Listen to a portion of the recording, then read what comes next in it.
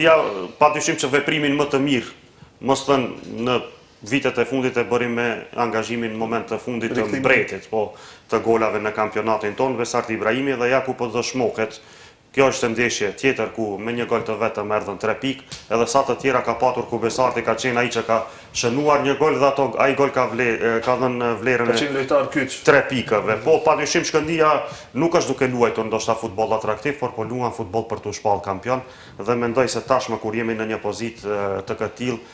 10 ndeshje para mbylljes të kampionatit me fitoren e mundimshme gjatë ditës së djeshme Shkëndija është thuajse mos thënë 90%, por diku 80% kampion, sipas meje i kampionatit tonë, pasi nuk shoh realisht ndonjë rival shumë edhe të denjtë si Leksi, para se gjithash Gostivari, po ka kapacitet, por edhe Gostivari po bën shumë gabime. Struga, thash edhe një herë, do të ishte shumë më interesante, po të ishte me disa pikë pak më lartë, gjithsesi kjo fitore djeshme e Shkëndijës mundimshme, por me një gol të vetëm të shënuar nga Besarti në fund të sezonit kam përshtypjen se me këto 3 pikë mund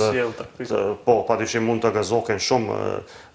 dashamirët e futbollit në Tetov, dashamirët kuqeziballistët dhe të tjerët në një titull të ri, eventual kampion që do të kishte ardhur sërish në Tetov.